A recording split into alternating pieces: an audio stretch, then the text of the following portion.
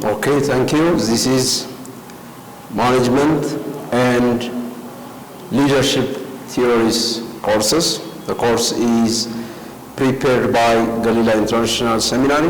My name is Teferi. I am a senior pastor and PhD candidate. In chapter 2 of our course, we dealt with different perspectives of theories on the course of management and leadership. In today's discussion, we will discuss about some important parts, I think. This part 3 of management and leadership theory courses found on page 35 to 49 on your module. In this part, we'll see some contents. First one, training and development, and the next types of followers. We'll see effective followers. We discuss about lost on the moon ideas, and rope courses, operant conditioning, and goal setting, and equity theory. The other one, the factor theory, and we will conclude the course at the last. When we see culture on page 35 on your module, culture, what's culture? Culture defines what people have in common, a common language, common customs, histories, heroes, traditions, religions, and values. Countries can have cultures and subcultures. Organizations have the same too. Organizational cultures have to be learned to all new members. There are strong culture and weak culture in the organization based on its scope of acceptance by members. Cultures may have positive or strong, and negative or weak in the organization. See page 35 and 36 on your module. Cultures can have either strong or weak influences on the behaviors of organization members. Strong cultures are widely recognized and supported by organization members and can be part of the glue that holds organizations together. They help give a sense of identity to organizational members and help keep them tied to the group. Weak cultures are less widely shared and have less influence over the behaviors of members.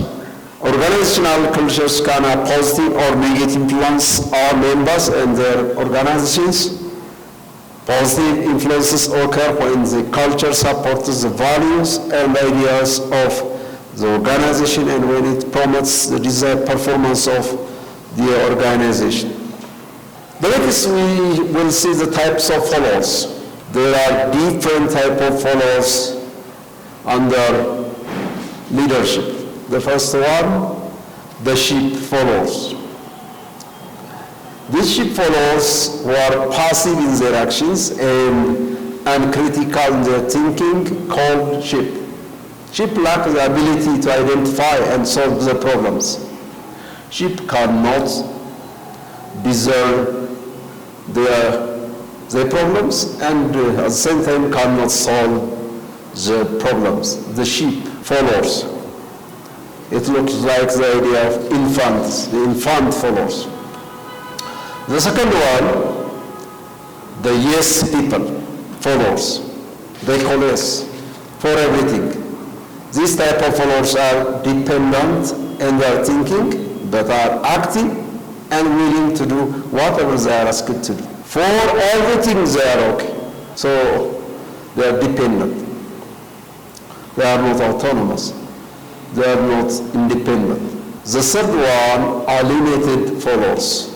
These followers are often cynical or skeptical. Something made them angry, disgruntled, or frustrated with the situation they are in. Alienated followers might have good ideas, but rather than trying to carry them out, they will simply accept what is occurring, quietly opposing the leader's efforts. So alienated follows. They are not stable. The fourth one, the survivors follows. They are active and independent as opposite of yes people. Survivors are active and independent enough in their thinking to stay out of trouble. If they come out from their trouble, they are do anything in case of their problems. The fifth one are the effective followers. Effective followers, page 7 on your module. Effective followers are those who can see and figure out solutions to the problems and have energy and activity to solve them. They are self-active and independent. Healthy organizations are made up of active and independent thinking followers. We need independent thinkers in our organizations. The same true healthy organizations are required active and independent thinking followers. Followers are passive in their actions and uncritical in their thinking, as we mentioned earlier. Healthy organizations are made up of active and independent thinking followers. Training and development techniques and a sincere effort on the part of management to elicit employee involvement might be used to turn yes people into effective followers. A strong leadership can also create cultures of openness, shared decision making, and employee involvement to transform alienated followers into effective followers. Under effective leadership, survivors might also be encouraged to set up and take ownership of problems and become more active. Organizational policies, reward schemes, and high involvement cultures must be created to promote active behavior and independent and critical thinking in organizational members. See page 7 on your module. When it's lost on the moon idea on page 38, to survive on the moon we require at least 18 things, including tanks of oxygen, a compass, match, milk concentrate, a solar powered radio, etc. There is also prohibition. So we need requirement and prohibition in all things we go. This prohibition like talk with others, prohibited to talk with others in the moon. Prohibition look up answers. This is also prohibited at the moment. There are requirements at the time, there are also prohibitions. Missions, commissions, remissions. Understand the importance of individual differences and experiences is vital for managers to solve the problems as a group. So we have to know the importance of individual difference. We have to know, discern the difference. We have to know, select the difference on page 38. When the directions are followed and participants take the exercise seriously, the group score will almost always be better than the average individual score. It shows that individuals, when solving mental tasks, have only their own experience and knowledge to draw upon the solve problems. When individuals work together as teams, their abilities to solve problems are enhanced. This synergetic effort is a result of the combination of the knowledge and past experience of the group members. The past experience of 4 to 6 people will always be greater than the knowledge and past experience of any single member. Then we see ROPS courses. ROPS challenge course are 2 sets of elements. Page 39 on your module. The first one, low elements. These activities that require individuals to work together to solve and complete assigned tasks. Example, arranging members by birthdays, promote trust, cooperation, etc. This feeling is belongingness feeling. The members feel belongingness, familyhood, and etc. The second one, high elements, leaving the comfort of the ground to individually collide. For the sake of others, for the sake of the individuals, we have to leave comfortable ground. A ropes course is a challenging outdoor personal development and team building activity which usually consists of high elements. Low elements take place on the ground or above the ground. Typically, ropes challenge course have two sets of activities, as mentioned earlier. Helping team members across a self-constructed bridge, arranging members by birthday while standing on a log, and guiding teammates on blindfolded trust walks are some of the activities that help promote trust, cooperation, and teamwork. For groups that are more adventurous, ropes challenge calls facilitators can guide teams through trust falls, where members fall backwards off a small tower into the arms of their teammates, or activities that involve getting teammates up and over. Low elements activities foster and promote teamwork, trust, communication, problem solving, and other important group and leadership skills. The other one, content and process theories.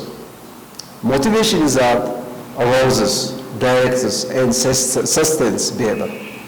Theories of motivation into two ways. The first one, content theories, and second one, process theories.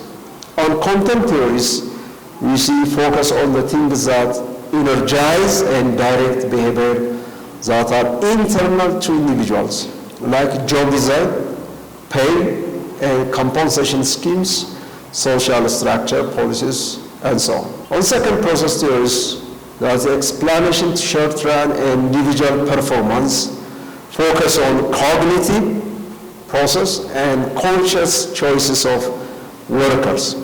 Process theories include goal setting theory, reinforcement theory, equity theory, and expectancy theory on page 14.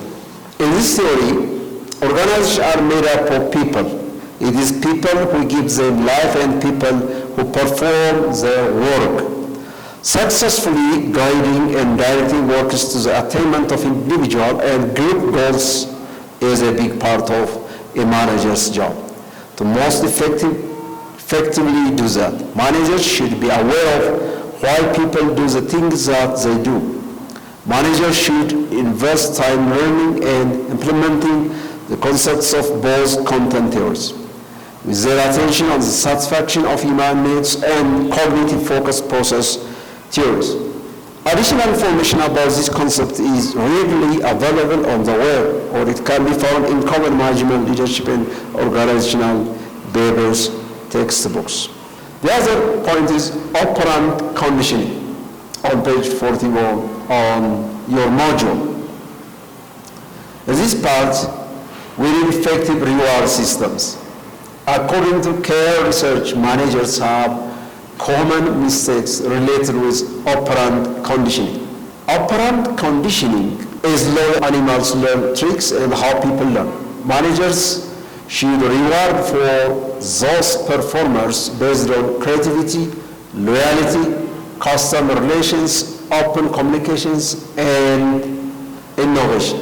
An employee reward system is only effective if it is consistent and personalized. We have to consistent and personalized ways of approach. This means that employees must be rewarded frequently, not once, not just when managers feel like it or remember to do so. And that the rewards, it must be system-oriented reward system, not personal-oriented system, not the manager's free will system. And the rewards, the system must be tailored to match the personal tastes. The other one, salient rewards. A new and improved title could provide enhanced feelings of achievement, recognition, and responsibility. Page 42 on your module. Organizations must understand the needs and desired rewards of their workers to bring out the best from the people and to keep their motivation.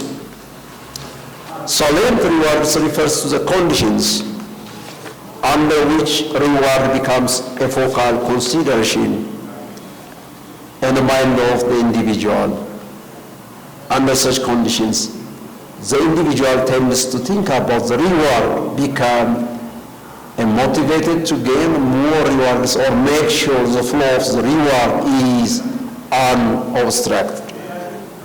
Theory 1, punishment and reward system. It shows the effects of reward and punishment feedback for people working on a task. Organizational leaders recommended that to do so less punishment and more reward for a better optimal performance.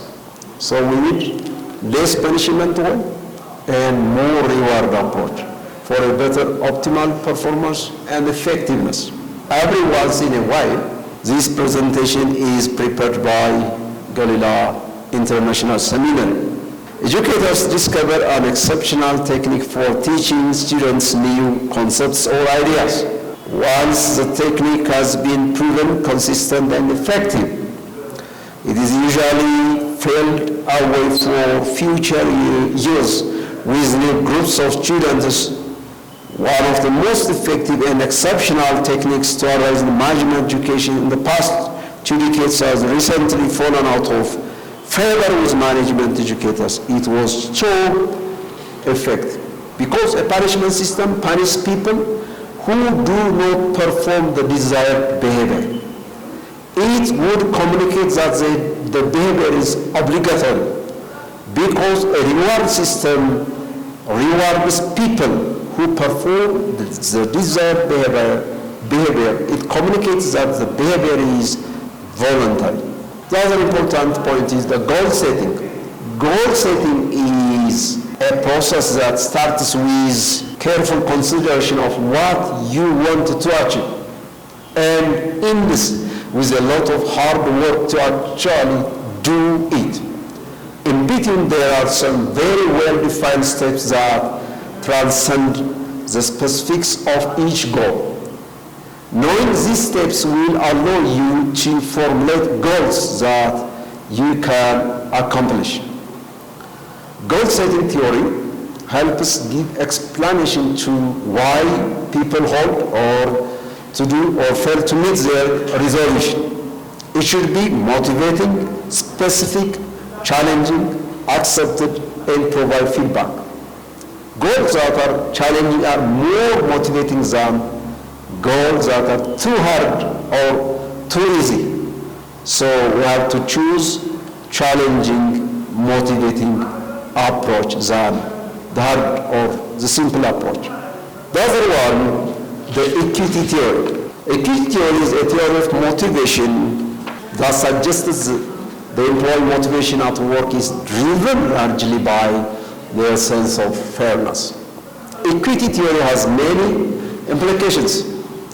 As a motivation model on policies such as wage and salary structures, compensation and benefits, training and development, employee attitude and moral on page 44 to 45.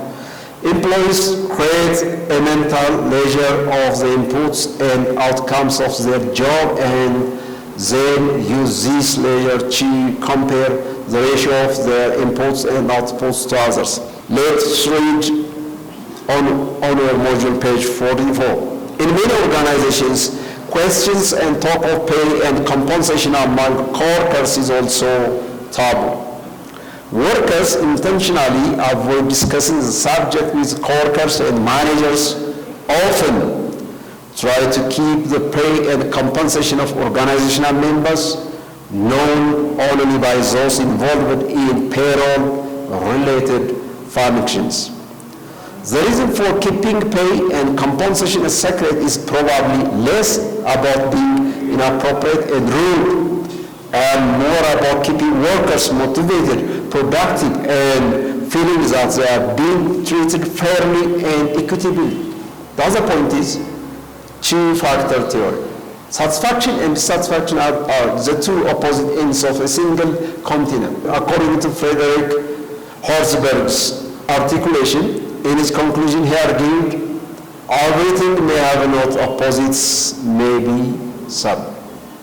Exceptionally, Some have not that choices or options. There are two dimensions of satisfaction and dissatisfaction. The first one ranges dissatisfaction to neutral, and the second one ranges from neutral to satisfaction, which means work conditions which are unaccepted by workers brings dissatisfaction. If workers sufficiently present in their workplace, it might be neutral. As the achievement, recognition, responsibility, advancement opportunities, growth, creates feelings of satisfaction in this case. Personality, mutual respect, shared values and feelings, and appreciation of others are what lead to satisfaction. Please see your module on page 46. The two-factor theory is a concept that states the factors that affect an individual's satisfaction and motivation level. These two factors are job satisfaction, or affective or hygiene, it may be, and job dissatisfaction, that's motivational in their content. The other one, the need theories. Need theory is an ideological model that seeks to explain human motivation based on individual specific needs. See page 47 on your module. Regardless of an individual's background, need theory is a universal model that can apply to many situations. People with a high need for achievement are driven to accomplish exceptional and unusual things. Need theory, also known as three needs theory, proposed by psychologist David McLean, a very motivational model that attempts to explain how the needs for achievement, affiliation, and power affect the actions of people from a managerial context. The next point is learner needs. Two types of learner needs here. The need of power and the need of affiliation on page 47. Need for power is the desire to influence other individuals' behavior as per your wish. In other words, it is the desire to have control over others and to be influential. Need for affiliation is a need for open and social interpersonal relationships. According to McLeland, learner needs came from experiences from early life. See page 49 on your module. Power and influence are necessary to bring about compliance and performance from others. The need of affiliation is a term that was popularized by David McLeland and described a person's need to feel a sense of involvement and belongingness within a social group. This thinking was strongly influenced by the pioneering work of Henry Murray. The need of power is the level of desire by an individual to hold and exercise power. People with a high need for power want to be in control of the situation and generally like to take the lead and have decisions to go their way. So in this course, we'll see different approaches and perspectives on subjects of management and leadership theories. The concept described in the words of Bill and Ted have become quite popular in the management and organization fields in recent years. The management philosophy at the Pike Place Fish Market in Seattle, Washington, is one such example. Their philosophy is that work should be fun, and they realize that work and organizations are about people. In today's chapter 3 presentation of our course on management and leadership theories, we will discuss about some relevant issues on the field. Thank you for this discussion. We have finished the third one of our discussion. Thank you.